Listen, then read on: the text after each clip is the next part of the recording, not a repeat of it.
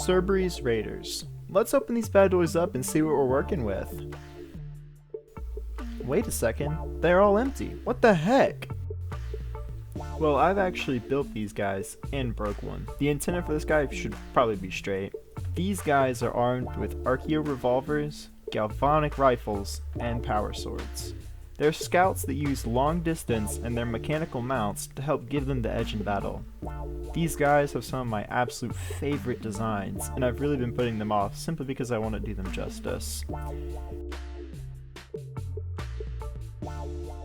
As you can see, I've already primed one, which is the one that we're going to be painting for today. I used Chaos Black from the Citadel series, but any matte black primer will work.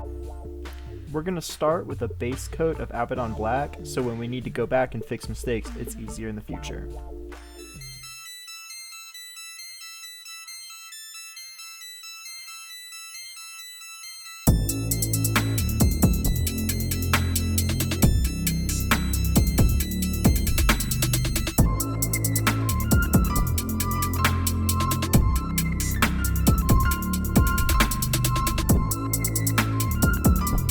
I'm sure it doesn't look all that different, but it'll really come in handy later if we mess up and have to cover it up with that black color. The first part of the model that we're going to be painting is the inside of the coat with Xandri dust. You're going to want to use about 2 to 3 coats of this stuff and really cover up that black primer.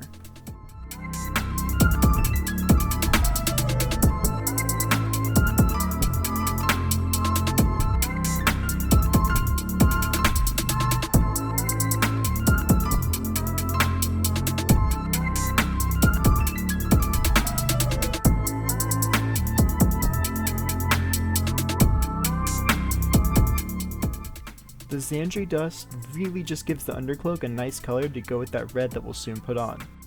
We're going to be using Ushabti Bone and paint right over that Xandri dust, but we're going to wet down that paint so that instead of covering it up, it just blends with it.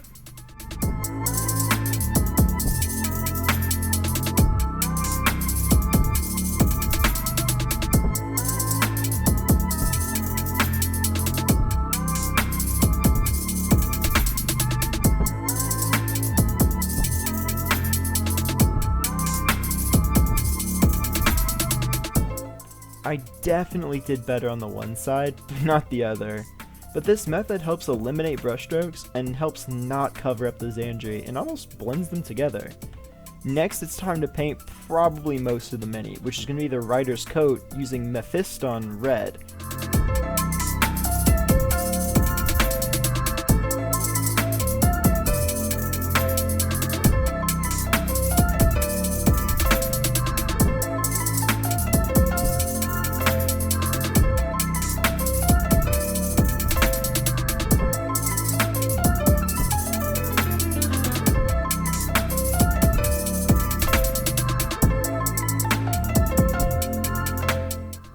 After using the red, I did a little bit of touch-up work around the hood using the Xandri to add a bit of color to the hood and not just having so much red.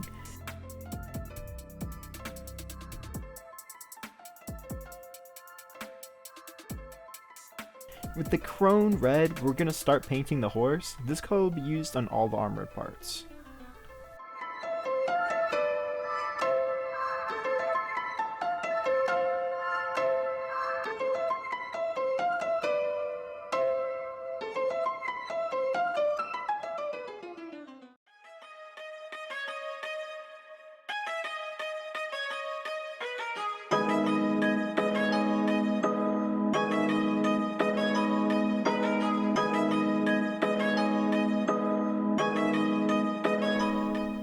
Now it's starting to look pretty. Look at that red. Mwah! Next is the detail work.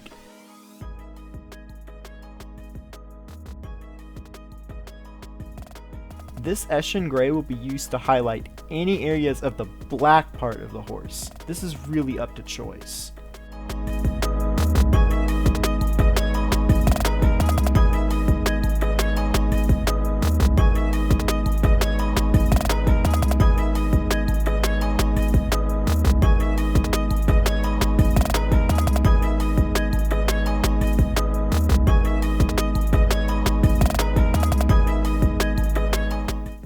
These details are a bit harder to show off, that's why I keep spinning it around.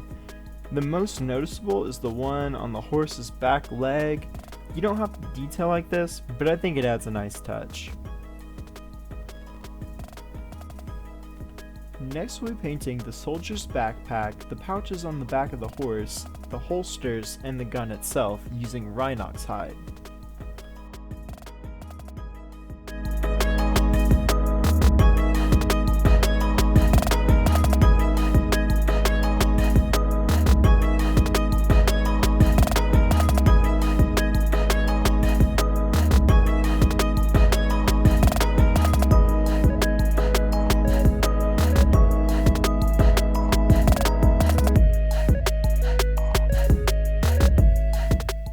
That Rhinox hide is just a good color to use on any leather or wooden bits that you're trying to paint. As you can see, I also meant the gun that's holstered, not the gun he's holding in your hand. We'll get to that later.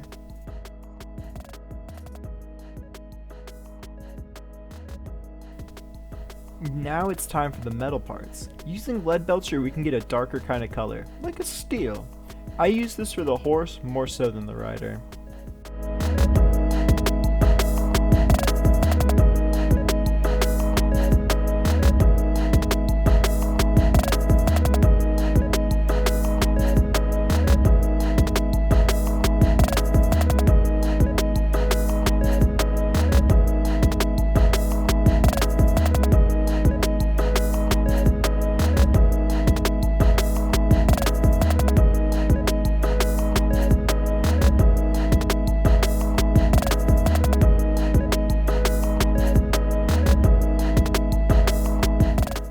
Now we are really getting somewhere. Try not to forget those details around the eyes, the midsection, and all the little knobs on the legs.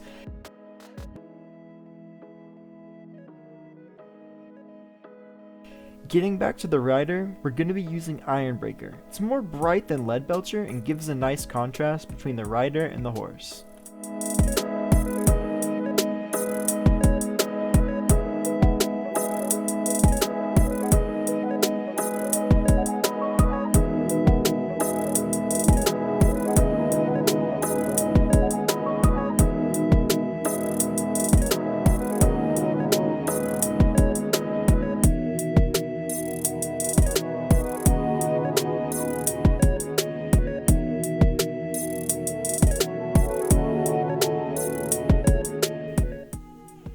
I use this on pretty much any of the metal that wasn't on the horse. That includes the rider's pack, gun, and any buckles that are on the pouches.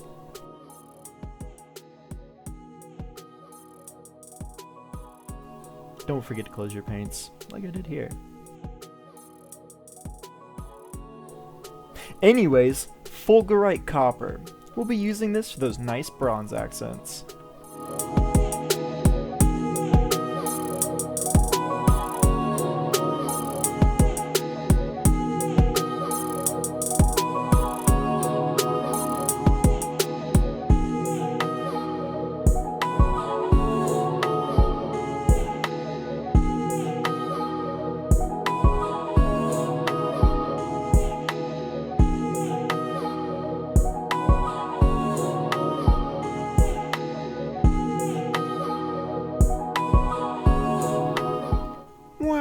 Look at that shine. This is probably the most important color. As you can see, there's a ton of tiny details that makes the rest of this pop now that we have the copper on there. Detailing is always so fun, so now we're going to be detailing the red using Evil Sun Scarlet.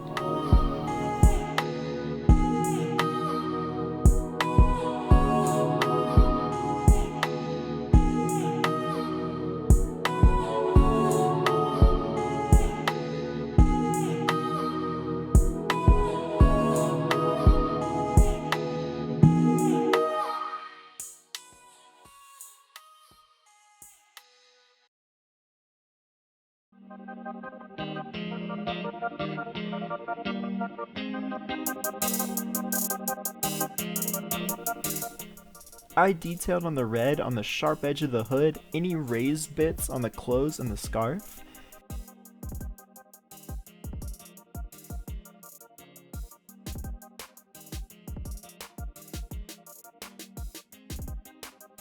So now we are on to my favorite part, the eyes. I used the white to color them first, Barrett Blue and Talisar Blue to make these eyes really pop.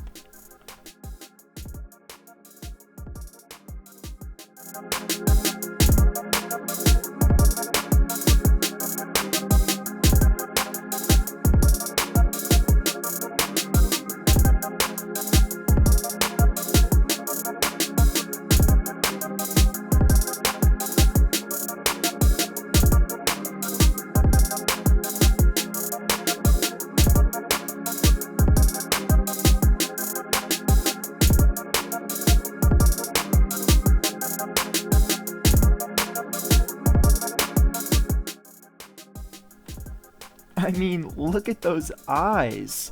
Like I said, I started with the white and then used the Barrett and lastly the Talisar. You may need to go over again with the Barrett.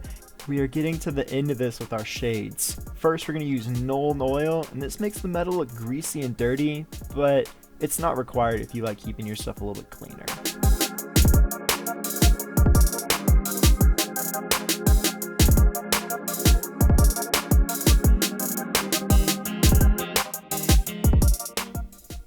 I'm sure you can see how that Null Oil kind of dirties up all of the more bright and sparkly bits that we had, so that it gives it an effect of a little bit of wear and tear and, you know, oil and grease stains, just so it's not as clean and it's a bit more battle worn.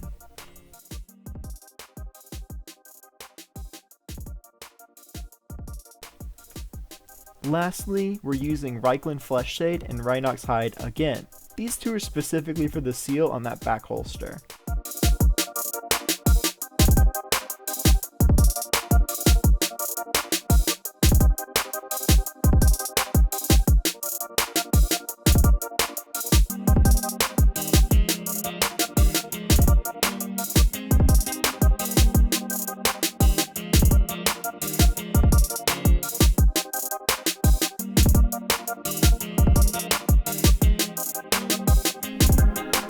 The Rhinox Hide is used for the words, which I really didn't do a great job on, but you live and you learn. And that is our completed Serberys Raider. If you want to use this on any of the other models, feel free to. This is a universal guide that doesn't matter which one of the ones you're going on. If you like this video, please drop a like and suggest anything else you'd like me to paint. I'll be doing Warhammer and even some Star Wars Legion. The terrain and transfers will be in 2 other videos, and if they're done, they'll be linked right here. And if they're not, you can expect those soon. Thank you so much for watching. I'm out.